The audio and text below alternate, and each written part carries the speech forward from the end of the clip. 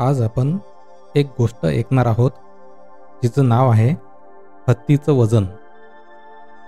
खूप वर्षापूर्वी एका गावात एक श्रीमंत माणूस राहत होता. त्यानं आपल्या घरी एक हत्ती पाळला होता.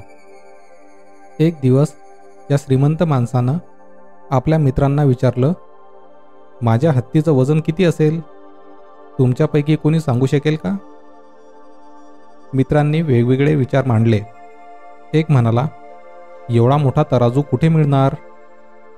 मग हत्तीचं वजन कसं करणार? हत्तीचे तुकडे करून त्याचं वजन करता येईल, पण असं कसं करणार?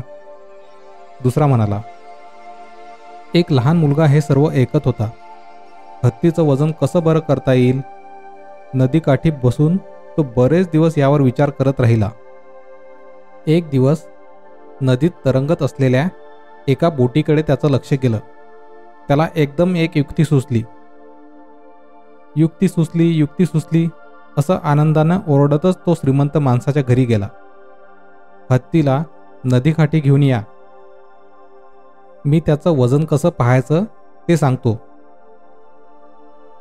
तो उत्साहानंच म्हणाला. हत्तीला नदीकाठी आणण्यात आलं.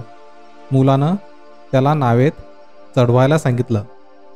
हत्ती नावेत चढल्यावर नाव हिंदकळू लागली. हत्तीच्या वजनानं नाव पाण्यात थोडी अधिक खाली गेली.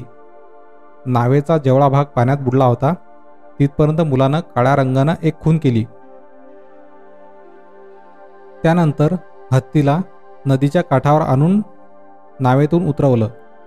काही लोकांच्या मदतीनं त्यानं नावेत मोठमोठे खडक ठेवायला सुरुवात केली. जसजसे मोठाले दगड ठेवण्यात आले तसतशी नाव पाण्यात खाली खाली जाऊ लागली. पाणी जेव्हा नावेवरच्या काळ्या खुणेपर्यंत पोहोचलं तेव्हा त्यानं आणखी एक दगड ठेवणं बंद करायला सांगितलं. मुलगा म्हणाला, नावेतल्या त्या दगडांचं आणि हत्तीचं वजन आता एकसारखं झालं आहे. आता या दगडांचं वजन करा, त्यावरून हत्तीचं वजन समजेल.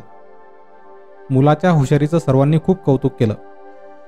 तर मग मित्रांनो, कशी वाटली moral stories in Marathi for kids पॉडकास्टची ही स्टोरी? जर आपल्यास आवडली असेल तर या पॉडकास्टला फॉलो करून शेअर करायला विसरू नका.